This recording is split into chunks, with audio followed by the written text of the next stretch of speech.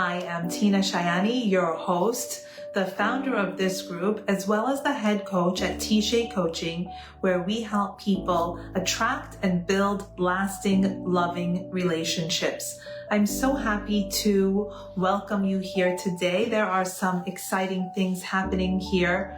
And if you know someone that would benefit from this content, please invite them to the group. Let's grow our community. If there is something exciting or difficult or challenging or wonderful happening with you, please feel free to share it with me personally in a DM or to post it in the group. Oh, good morning, Ronit. And to post it in the group so we can engage our community and we can help one another to grow and to become better. Good morning, Grace. Nice to have you here as well, so that we can grow this community.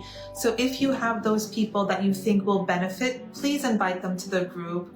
I know that most people aren't able to join us live and watch on replay. So if you are here on replay, please leave a comment so that I know that you were here. If there is a particular topic that you would like for us to talk about, please let me know. I really look forward to interacting with you guys throughout the week.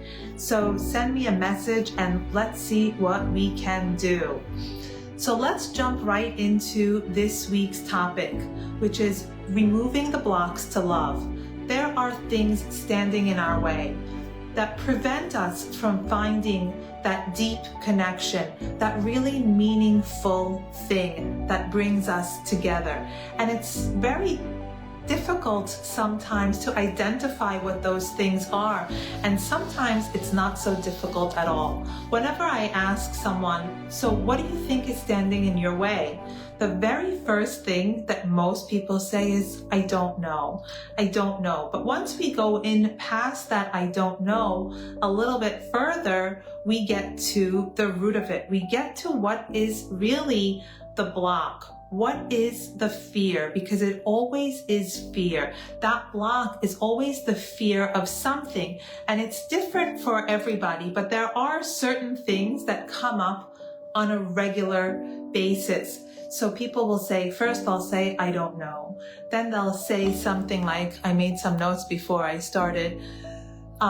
Well, I guess I'm just really not putting myself out there. I'm really not trying. You know, I have this boyfriend that I'm with and we spend time together and it's good enough. So I'm not really meeting anyone new. I've been hurt before and I'm not willing to put myself out there again. And bingo, that's the big one. One of the big blocks is this fear of being hurt, this fear of putting yourself out there and being rejected and feeling like you took a step and it wasn't met with what you were looking for. So how can we combat these blocks? It's really not as difficult as we make them out to be, but what happens, why they hold us back, and they hold us back for so long, is that we don't do anything about them. We kind of sit with our blocks, we don't really look at them, and we allow them to stay there. And why do we do that? One, because we don't have the tools. We don't know how to get rid of them. But the very first step is to identify what those blocks are, and only then can we move past them. But we need to have a certain level of bravery. We need to be brave in order to really look at ourselves and be honest with ourselves to see what is it that is going on inside of us. Is the story we're telling ourselves true? And we talk a lot here about that little voice inside our head. And that little voice, when it's afraid of something, can be so loud and it is paralyzing. And some people I know are thinking in their heads, a little voice? What's a little voice inside my head? The voice that said that is the little voice inside your head. And we are in a constant conversation with ourselves. It's a constant running commentary of this conversation that we are having with ourselves. You walk into a room and that little voice comments on everything. And there is no way to shut that voice down. It is going to keep talking to you and talking to you and talking to you. But we do have the ability to reprogram that voice. So that voice is telling you a certain thing. It's telling you to hold back. Don't go. Remember, you did this and you were hurt before. Don't do it again. I don't want you to get hurt again. Don't do it. You're going to get hurt. But what if that voice could be reprogrammed? And this is what we do in coaching. What if that voice could be reprogrammed to be your cheerleader instead of the person standing and hitting you in the head with a 2x4? What if we replace the 2x4 with a feather? What if we make this voice your greatest advocate? And this is something that can be done. I talk to people a lot, and I talk to people that have been in therapy literally for decades. And the first thing I want to tell them is fire your therapist. Your therapist should lose his or her license if you've been going there for 10 years and you have made zero progress. So of course, there are some therapists that are fantastic and will help you to get to that next level. But a lot of what happens is that we get stuck. We get stuck looking for the reasons. Why am I the way that I am? And there is a place for that in some ways. But another way to look at it is, I am where I am, but I don't want to be here. What can I do to be different, to be better than I am today?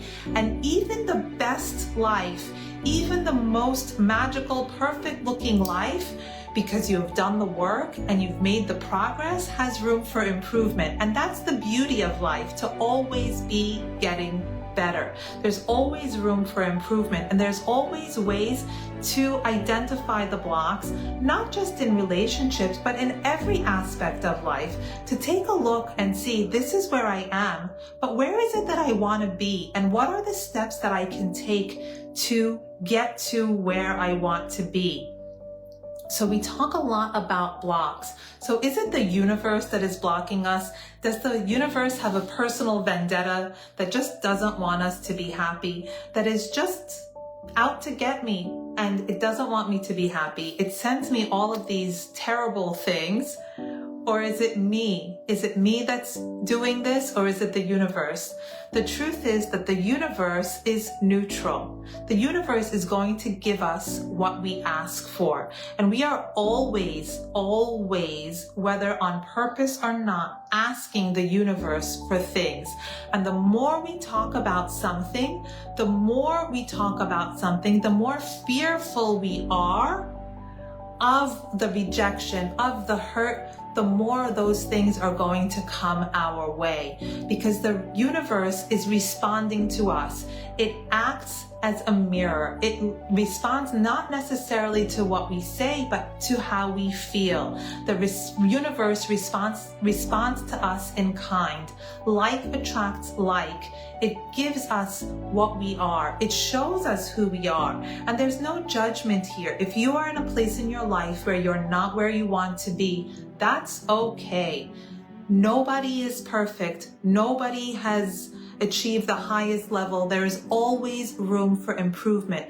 But the key is to understand that, and to not be hard on yourself, and be loving to yourself, and reprogram that voice. And this can be done in a relatively quick way in a coaching session, and it's magical to watch. Maybe that's something that we should do one day. We should have a laser coaching session live here. If someone is willing to volunteer to do that, that I think would be lots of fun. So maybe that's something that we can do down the line if we have a brave group member that is willing to do that with us. So it's all about understanding yourself. What are the blocks? There are blocks there, but they weren't put there by anything or anyone else. Those are blocks that we put before ourselves. And how do we do it? We do it with our thoughts, our words, and our fears. Our fears, unfortunately, are so loud. And maybe that's just part of the human condition. And maybe being a human being is just being able to overcome those fears. And what we project out there, what we imagine to be the worst case scenario, rarely happens. If you go to a singles event and you approach someone and he rejects you, it's okay. We don't know what's going on with that person, and it's not personal, and who knows who they are. Maybe they weren't the most wonderful person anyway. So maybe the universe is kind of saving you from yourself by having that person push you away. So who knows? But it's all a matter of how we look at it, how we frame things for ourselves, and to what degree we are able to be brave enough to be different than what we are today, to let go of the story that we are telling ourselves and other people. We are constantly talking. Look at what it is that you're saying to yourself. Would you say those things to a friend? Would you discourage a friend the way that you discourage yourself? What excuses are you hiding behind? And is that serving you? You know, all of the excuses that we make, our fears are designed to protect us. Our fears are designed to protect us. Back in the day when we were in a hunter-gatherer society, our fear was of like a lion or a predator that was bigger than us. And it was there to protect us, to prevent us from being eaten. That's no longer the case. So now it's there to try and protect us from the small hurts. But it also ends up protecting us from living, from taking a chance, from being brave and being better than we are today. Everyone, like we discussed last week, has a set point of happiness, and we need to give ourselves permission to move beyond that set point.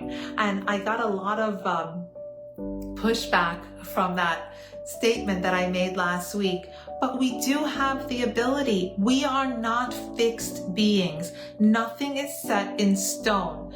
What is the expression? You're not a tree. If you don't like it, leave.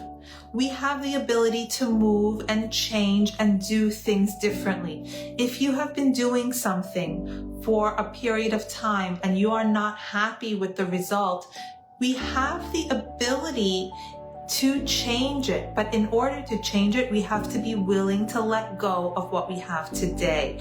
We have to be willing to stop telling the story of why we are the way that we are. We have to stop telling that story, and we have to know where it is that we want to go. What is it that we want? And do we want that other thing badly enough to face our fear and to tell our fear, I know that I went on X number of dates before and it didn't go well. I know that someone laughed at me. I know that he told me I was ugly or whatever else. How much power are we going to give to this? And are we going to be brave enough to put ourselves out there again? Are we going to be brave enough to say, this is what I want and I'm going to have it no matter what? And it's not easy. It's not easy at all. Setting that happiness set point a little bit higher is also not easy. Nothing is easy. You know, if I want to have, let's say, a new design in a bathroom or a kitchen or whatever, I want to change my home. It's not easy, but it is possible. And changing your insides is very similar. It's not easy, but it's possible. And the first step to take, the first step to removing those blocks, to removing what is standing in your way between you and the life of your dreams, is to understand what you want.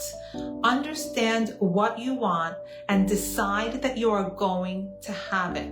If you make a pledge to yourself that I want a loving relationship, go after that dream and don't let anything hold you back. You know, there is stories of kids that go to college, and many smart kids will go into a difficult school and they won't do well on their first exam. They'll fail the first exam. So do we just give up? Do we not go to school anymore. Let's drop out. I failed this exam.